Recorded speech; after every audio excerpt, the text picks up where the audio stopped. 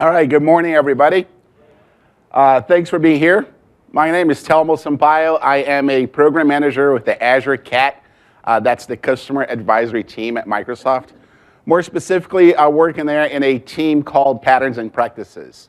Some of you may have heard of that team before. Some of you may not. Let me just ask you a question that's kind of related to that. How many of you here are developers? All right, there should be a few of you. All right, cool. Then the rest, I guess, are IT pros, right? IT pros. I use both hands, developer, IT pro, so it's all good. All right, so for those of you who are developers, you probably have heard of Patterns and Practices in the past.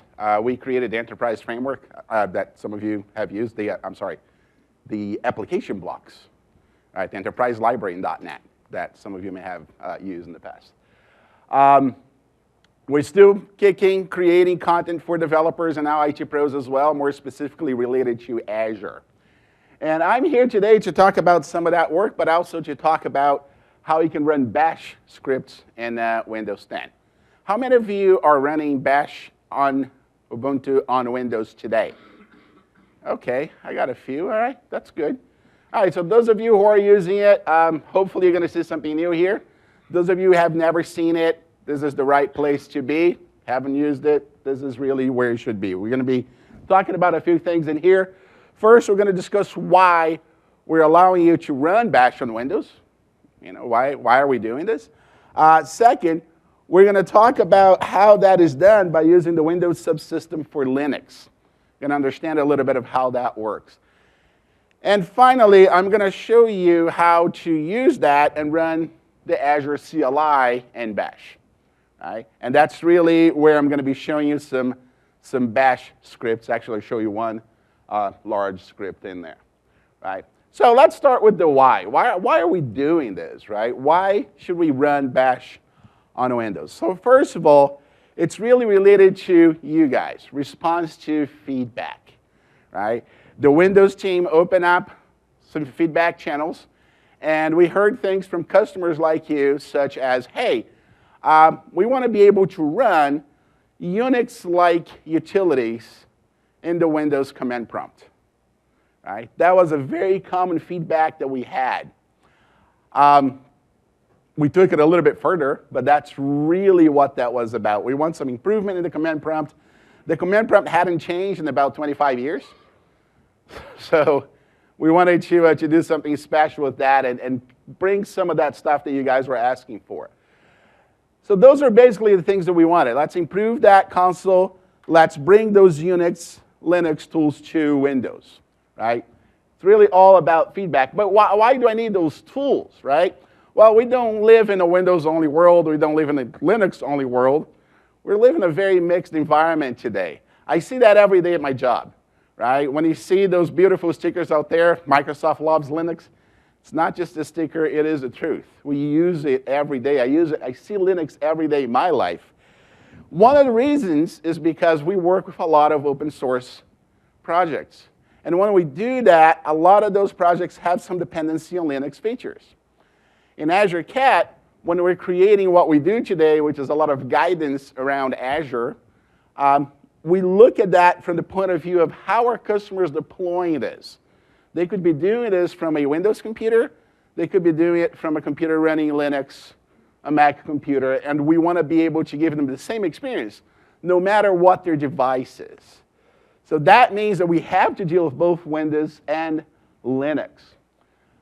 And we also want to make sure that you can do that without switching from one computer to another, without creating a new virtual machine, right? From one single device, running one single operating system. So reality, well, I shouldn't say one single because it's running two. So reality is, when we're using bash on Ubuntu on Windows, you're doing everything you have to do in Windows, from Windows, using your Linux command prompt. Right? So you don't have to have a separate machine for that. And that is a reality that I see a lot. Right? The group of people that I work with, I have a few developers there with me. Actually, they tell me I'm not a developer anymore, but that's a different story. Right? And when we're building our scripts, we're doing PowerShell in Windows, we're doing bash in Linux. Right? They used to go in and have a separate VM running Linux they would go to do all the bash stuff. Now they don't have to. They can do it in Windows. And you can also take advantage of some of the tools that most of you guys, developers, are familiar with, like Visual Studio and VS Code, to develop your code, and then just switch to Linux and test it. So you can do your scripting, your bash scripting in Visual Studio Code, and then switch back to the Linux front, run it, test it, without having to switch back and forth to a different machine. So that's really what the idea was all about. This was built for developers. That's why I was asking, who are the developers in the house, right? There's still some things that need to be worked on. It is a beta product, but we're going to talk about that in a little bit, right? So how do we solve this? Yeah, we wanted to integrate those Linux and Unix tools into Windows. We also wanted to be able to run native Linux binaries on Windows. So that's really what we're doing. There's no VM in the background. There's a real Linux tools. I'm going to show you that. It's on Windows. It's running in Windows all together. We do call it Bash on Ubuntu on Windows. I'll comment on the name if you want offline. I think there's more to it than that. Right? It's really a subsystem for Linux. Sits on top, outside of the kernel, and allows you to pretty much run a Linux distro on top of Windows. We've seen some people who figured out how to even change that distro. Right? We're using Ubuntu, Trusty. Some people have gone in and put some other distros in there, and it worked. I'm not saying that you should, but it's something that can be done, right? So the reason I'm saying that is just to understand that this is completely distro agnostic, right? We're using Ubuntu because that's what we chose to do, but it could be extended, right? All right, enough of that. Let's see how we actually do this stuff, right? First of all, one thing that you need, if you don't, you need to have the Windows 10 Anniversary Edition. If you don't have that, this is not going to work. But hopefully you all do. If you don't, download it. Oh, that looks weird. Can I change my settings so this looks cooler? Should have done that before, shouldn't I? Oh, that's as far as I'll go. OK, that's all right. I'll handle that. All right, so first of all, this is Windows. I'm running Windows 10 Anniversary Edition. I want to go ahead and install Ubuntu on Windows. How do I do that? So basically, if you go to your Windows features, and you scroll through here, you will find right over here the Windows Subsystem for Linux Beta. Right? So you're going to turn that on. Right? When you do that, you're going to hit OK. It's going to tell you, hey, you're going to have to restart your machine. It takes a little while. It actually downloads the Ubuntu 14.04, I believe, distro. Right? So it does take a little bit to get that set up. That's why I'm not going to do that live here. Another thing that you have to do, you have to go on to Update and Security. And down here where it says For Developers, there's an option for Developer Mode. You got to make sure that you enable that. At that point, you're going to be able to run Bash on Ubuntu on Windows. It's really Ubuntu, or any distro, running on top of Windows. So let's take a look at that. I'm going to run that for you. Whoop. And let me get a command prompt in here, actually. Quickest way to get one. There you go. All right, here's the command prompt. I'm going to make this a little bit bigger so we can all see it. And actually, 24 is not that bad. Can you guys on the back see it? All the way back there? Yeah, good, awesome. All right, here I am. This is the Windows command prompt. We all know it. I'm going to go ahead and do a bash. So ran bash.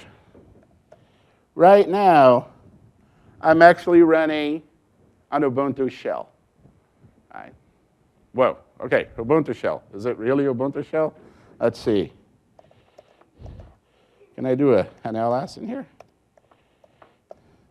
Yay! Oh, wait, that's silly. I did an ls. Whoa, All right, awesome. So let me prove to you this is really Ubuntu. So let's do an LSB release. Actually.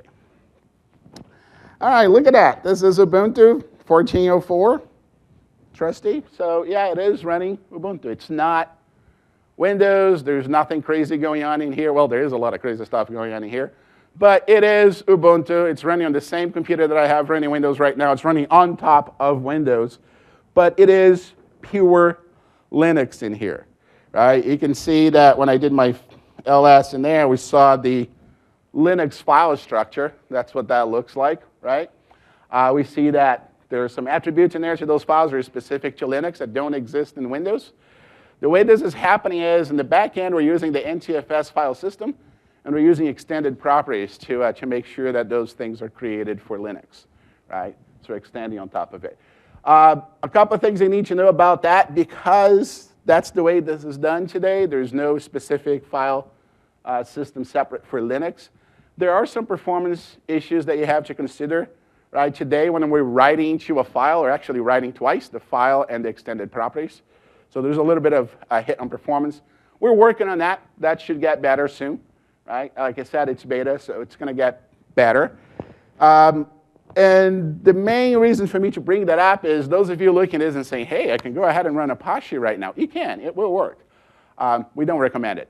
This is not really a server feature.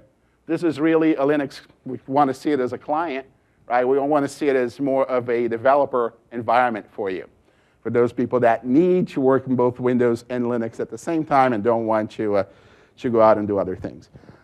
But yeah, it is Linux. It is running on Windows. It is using the NTFS file system. I can even access that from here, right? So I could go in here and say, hey, show me my C drive. Whoops. Fat finger. There we go. Let me just clear this so we go back to the top. And this is my C drive.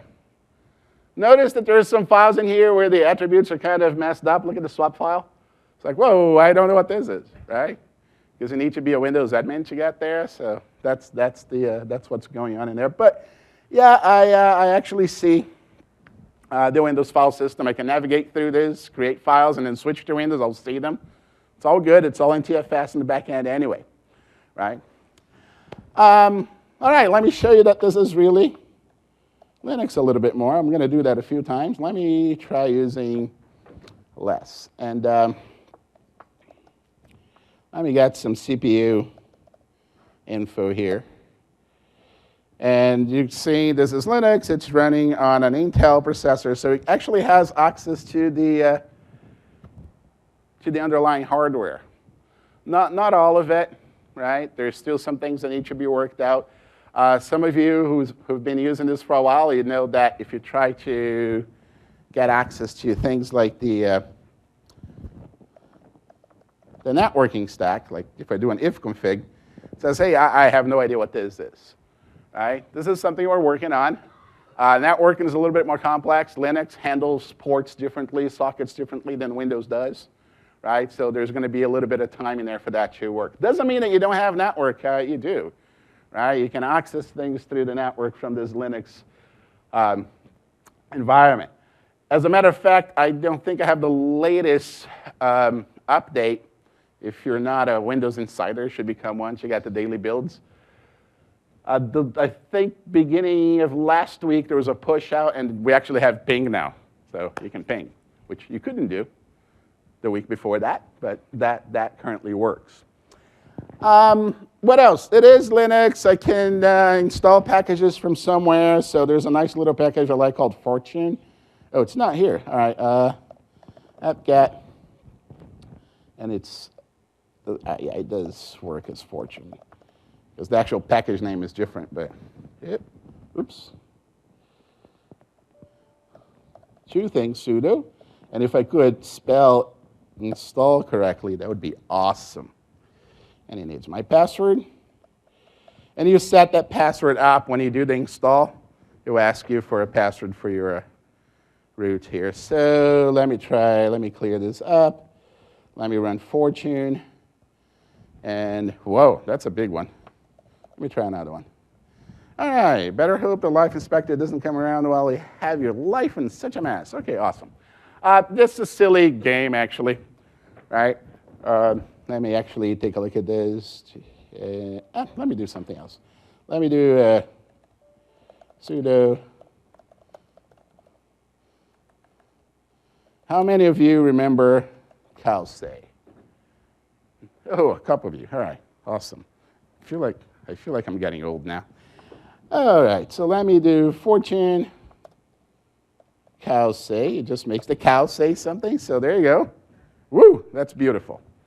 All right, is this stuff really Linux, right? I just installed 2 packages, so it's got to be, but let me prove it to you that it is. Where are those packages? I think it is under games, fortune. I believe so. Let me just test that. What should I do wrong here? Oh, I see what I did. I don't want help. I want you to list fortune for me. Whoops. Wow. Caps lock. That's awesome.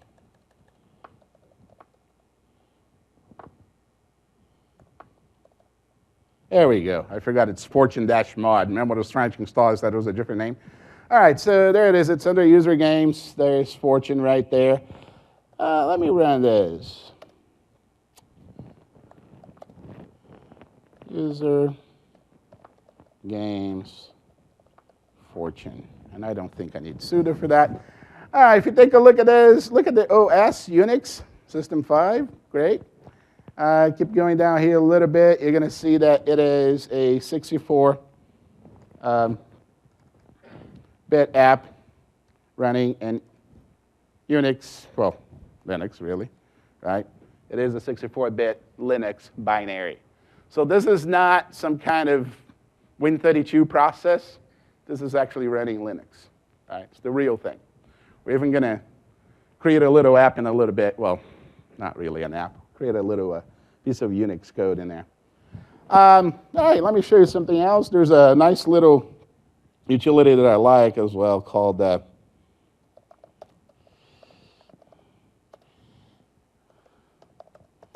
Kaka utils. Look up, whoop. Why do I keep doing that, man? I need a real keyboard. Thank you. The name is interesting. Kaka utils, that's exactly what you think it means. All right. But I just like it because it looks kind of cool. Oh. There you go. Set my little Linux shell here on fire. So yeah, this is pure Linux, right? It is the Ubuntu distro running on top of Windows nicely. There's a lot of things that we can do. I do want to show you some bash scripting, so I'll show you a couple more things, and then we'll get into that. Let me get out of this thing, because that was cute. But yeah, how many of you have used Tmux before? All right, so Tmux is going to work. There's actually some improvements coming into it. They're kind of interesting. Whoa. There we go. Notice it's green down there, so it's kind of running Tmux right now. Well, it's not kind of. It is running Tmux. I could go ahead and do a vertical divide here. So that's Control-B%, if I'm not mistaken. Well, I just did it, so it is, right? So now I have 2 little tabs in there that I can go and run stuff on. Let me do a vertical divide in here. And let me do even another one. And I'm going to start putting some stuff in here. Remember Kaka? Let's do a Kaka demo. So that's going to be switching through different things. Control-B, control to the right. Oops. That didn't do what I wanted. Oh. Yeah, so I'm just resizing this. And I'm moving around here, and we could do a Fortune Calce over here. And I might need to make this a little bit bigger. There you go. But we got the stuff running in there. Let's go over here. Anybody ever use Midnight Commander back in the days? Yeah, for managing your file system? Awesome. I don't think I have it installed, but sudo apt-get. Let's see if it can spell install this time. Midnight Commander. And here's my password. And let's run Midnight Commander.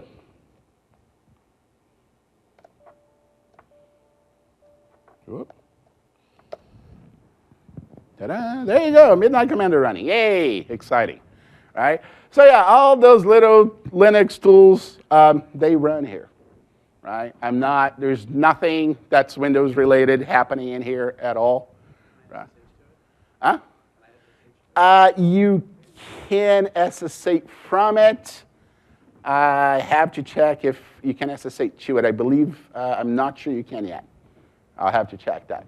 But that's another thing we didn't have up to a few days ago, SSHing from it, which to me is interesting because now I'm going to take PuTTY out of my Windows machines.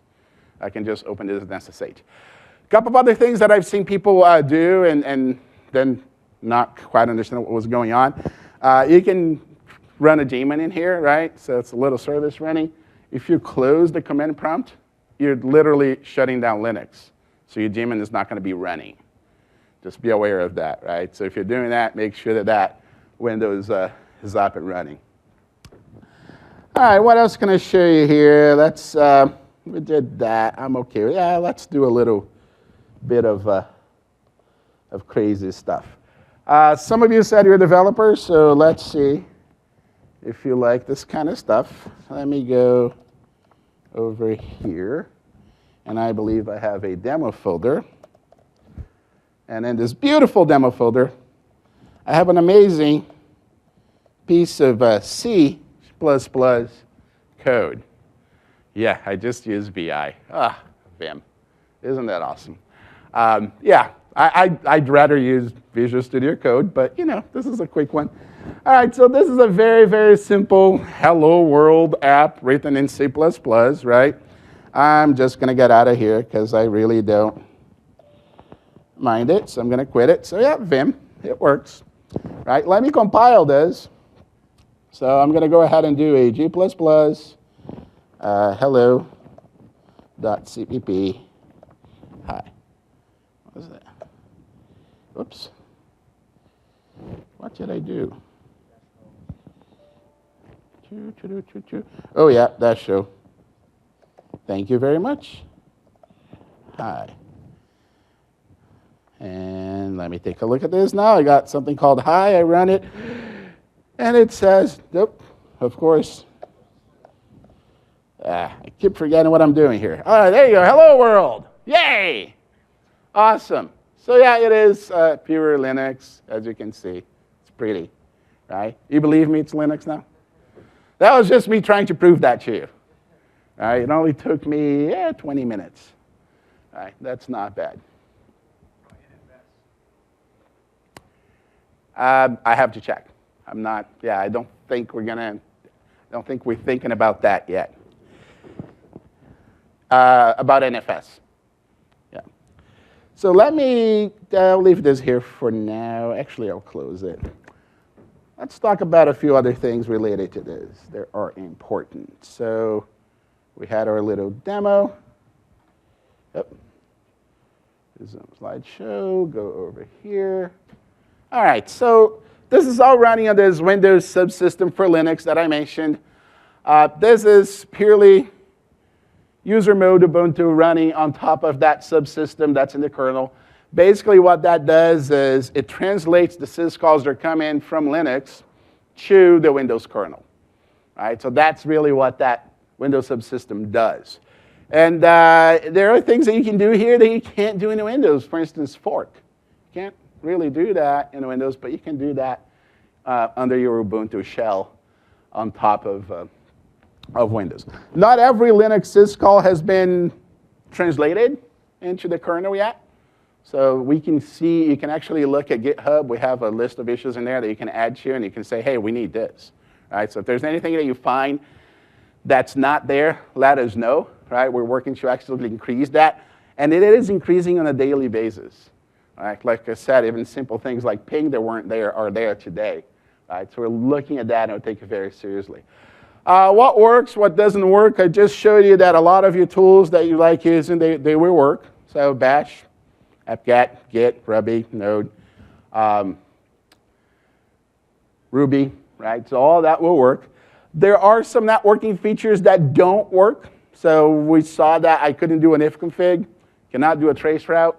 You can do a ping today, right? But like I said, we're closing that gap. We want this to be a full experience to our Linux users, right? So they can work with Linux without ever leaving Windows. And one of the things that you can do here is run the Azure CLI as well. So how many of you work with Azure here? A few of you, all right. Anybody ever worked with the Azure CLI? Okay, that's good. That's a good number of hands in there. Anybody work with Azure from PowerShell? All right, not as interesting. I thought not as many. I thought it was going to be most of you. All right, that's okay. So yeah, like I mentioned, there is a reason for me to be here. It's not just to show you Linux, although yeah, I did do that, right? But also to show a little bit of why we're interested in this, right? And this is exactly the reason why most of our customers are interested in having Linux running on Windows. We are in a world that's not Windows only anymore. I mentioned that a few times already, right? And one of the things that my team does is we provide guidance to the community, to our customers, and also internally to Microsoft on Azure and how to deploy complex environments in Azure, right? We do that by looking at some of the biggest problems that customers have. And we come up with best practices, we put them together, and you decide, hey, now let's create some scenarios around those best practices, and let's give our customers some artifacts they can deploy related to those scenarios, but I want them to be able to do that in Windows and Linux, right? So in the past, like I said, our developers have to switch back from one computer to another or use multiple VMs to get this done. So we're working on this reference architecture project, right? Like I said, we look at things that customers are doing, problems that we fix for customers. We come up with those best practices. We call them golden paths. And we publish that, and now we're saying, hey, let's create this environment using ARM templates to deploy this, but I need to do that from Windows and from Linux. There's a list of those reference architectures. I'm not going to go through them. I don't want to sell you on this, because what I want to sell you on is how we actually used Bash and Ubuntu on Windows to let that happen. So let me show you a little bit of that. So let me switch back over here. Choose 7. That's me. And let me make sure I got all my stuff in here. All right. So, oh yeah, I closed it, didn't I? All right, here we go. Bash. And clear. All right, so, oh, Git. Yeah, I installed Git before we started, actually. I was going to install it here, but I just want to show you that we got Git running, version 2.9.3. All of those reference architectures that I mentioned, they're actually published in GitHub, right? So I want to go ahead and bring that down in here so I can play with it. Let me go ahead and do this in a folder over here. Let's create a folder. Actually, let's not create a folder. Yeah, why not? Oh, we had a demo. Let's do the demo folder. Oop. That wasn't here. That's right, it wasn't here. Let's create a demo folder. Let's go in there. And let's go ahead and clone that beautiful. And here's the advantage of having Windows and Linux together. I can just quickly do this. Whoops. That doesn't look like GitHub to me.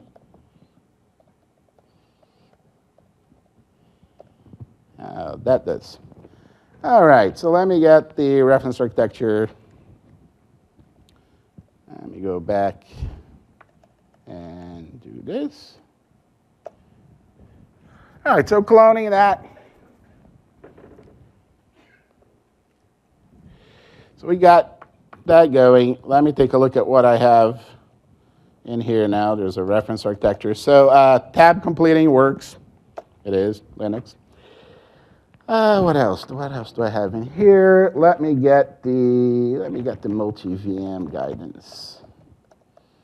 Guidance guidance. Oh, compute. Multi-VM. And if you take a look at this, we have a couple of scripts for deployment. We have a PowerShell script, deploy reference architecture PS1, and we have a deploy reference architecture S8. So we actually have bash script in here, right? I want to show you that bash script really quick, so let's take a look at it. It is deploy dash. Whoa, all right, that's a lot of stuff. Let's do this in a different way. Let me open up Visual Studio Code.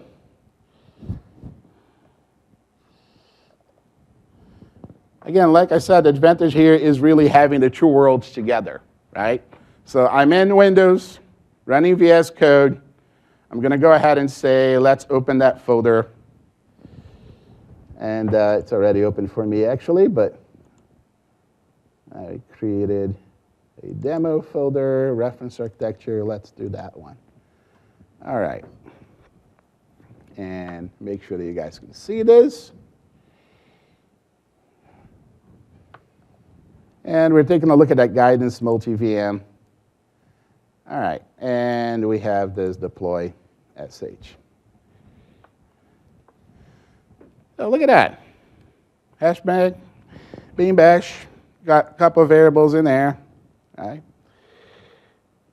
Got some regex going on. This is beautiful. It's pure bash in here. All right, look, echo, got an if then, and if in there, while.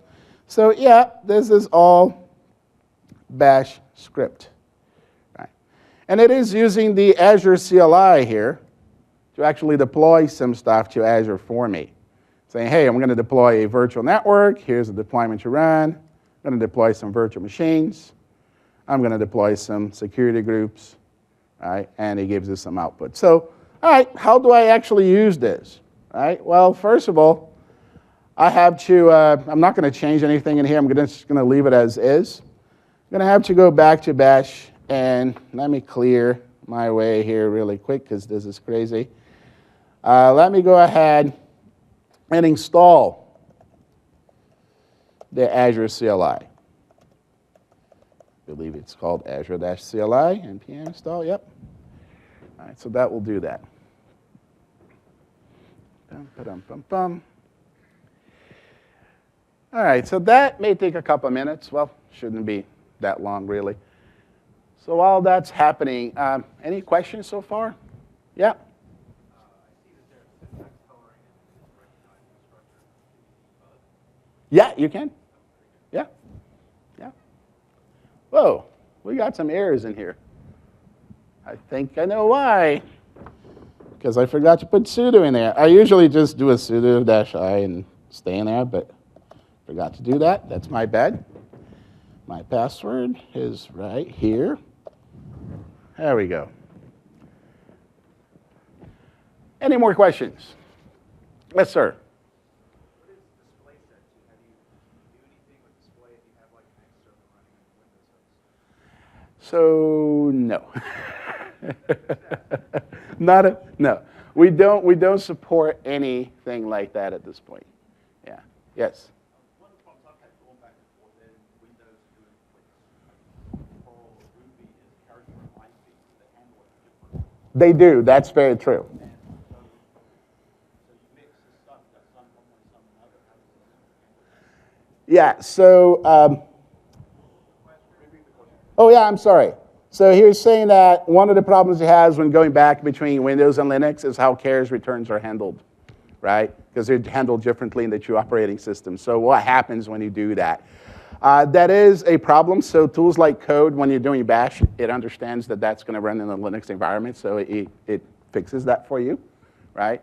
But you're completely right. If you open something like Visual Studio that's unaware of that, that will be an issue, right? So yeah, you're going to have to handle it, right?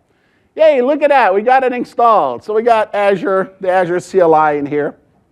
Some of you said you have used this in the past, so I'm going to go ahead and log into my Azure account in here. I'm going to do an Azure login. And it says, hey, open up this beautiful page. So let me do that. And there was a code there that I needed to authenticate. And I know I didn't get the whole thing. I realized way too late, but here we go. And let me do this. Let me log in with my Microsoft account. And it says I'm logged in. Go back in here. It should, there you go. Got me there. All right, so great. I'm logged into my Azure subscription. Actually, to my Azure accounts. There are multiple subscriptions that I have. So let me see what subscriptions I have in here. There are a few of them.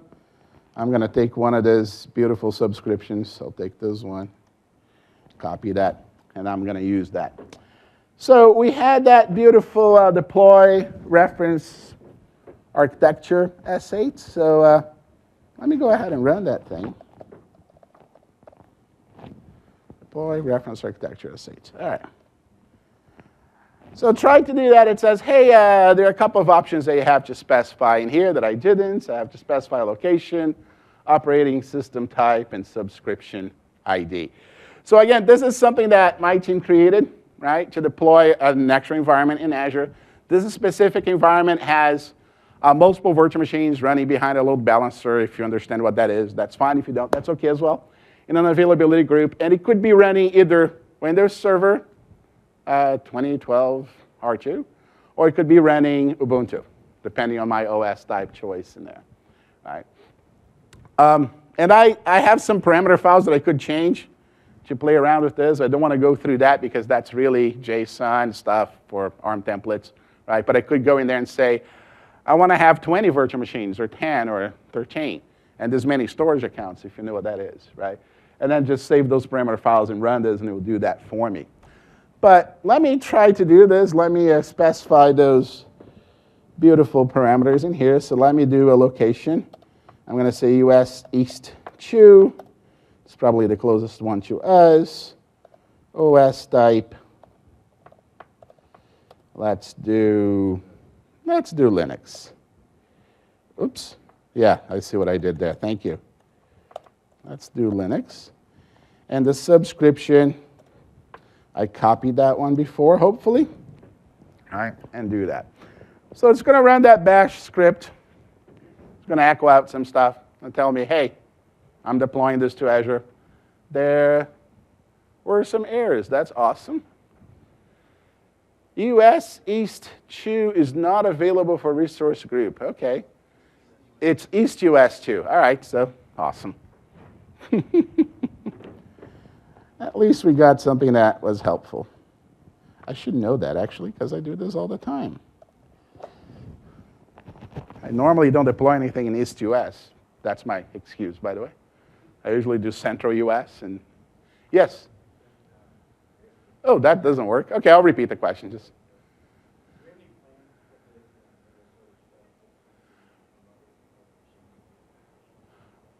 OK, so the question was, do we have any plans to put this on Windows Server 2016 so that you could control that machine through SSH, go in and, yeah, and bash? No, not that I know of. Sorry.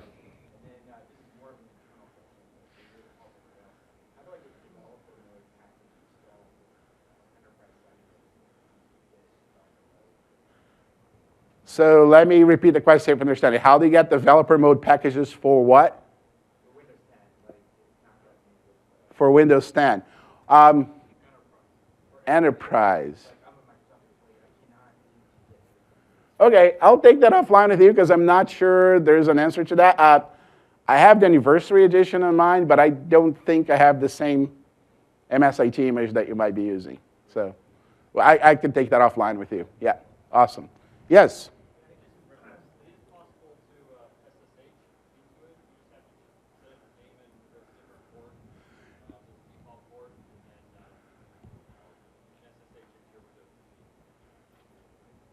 So that's a question, or are you just saying? Okay, yeah, all right. So what he was saying is that some of you asked whether you could SSH into it, and I said I haven't tried it, and he's just saying that yes, you can. You just start a daemon, and you can SSH into that. It cannot be 22? Yeah, and that's the beauty of this feature.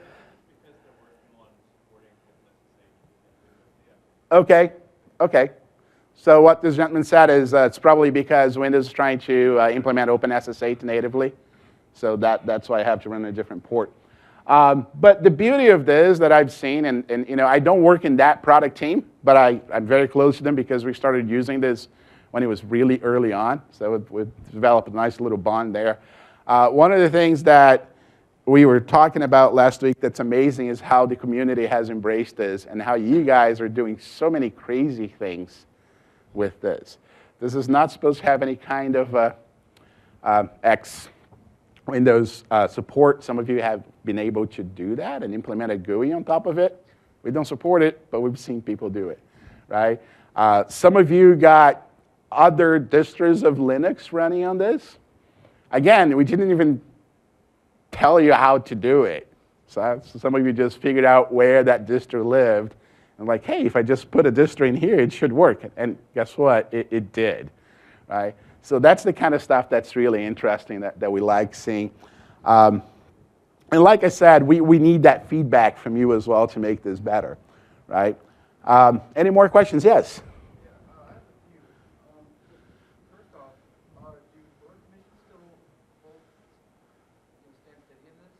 Do what, I'm sorry? Fuller permissions? Yes, they do. Okay, Yeah. so I couldn't pull up the terminal and go into someone else's profile. Yep. Okay. Yep. All right. Yes, sir. How is this better or different than Segway? I'm sorry? Sigwin. Okay. Oh, yeah, Sigwin. I don't think it is much. It's. Yeah, that's true. That's right. This is native Linux here, right? Yeah. How does it treat Kerberos within the shell? Like if you are doing any sort of Active Directory single sign-on type stuff? I don't think it does. Yeah, when you're in here, you have your own user for Linux. It doesn't integrate back, right? How does this work like with scheduled tasks? If you have script you wanted to run, I assume you have to kick this off. And in turn, You have to do a bash and then the command that you want to do. Yeah, yeah, exactly. So you create your batch file or SH, right? Or yeah, a batch file. And in there you call bash, which starts the shell, and then whatever you want to run in that shell. All right, does that? No, it does not. It does no. That's a good question. I gotta check on that, see if we can do a mapping. That's interesting. So this thing's going to take a little while because it's deploying, I believe, 5 different virtual machines. Let me switch back really quick here so we can bring this to an end. Oh, wow, we got 58 seconds. Awesome. So what we saw here, we talked about why we're doing Bash on Windows. We talked about the Windows subsystem for Linux. Right? And I showed you that you can use it, real Linux applications, and you can even use the Azure CLI for that. All right? One thing is make sure you get your evaluations done. I know it is exactly time right now. I'm going to hang around if you have questions. If I can't answer those questions, I can take them back to the Bash team at Microsoft. All right, so thank you guys very much for your attention here today, for being here. I'll see you around.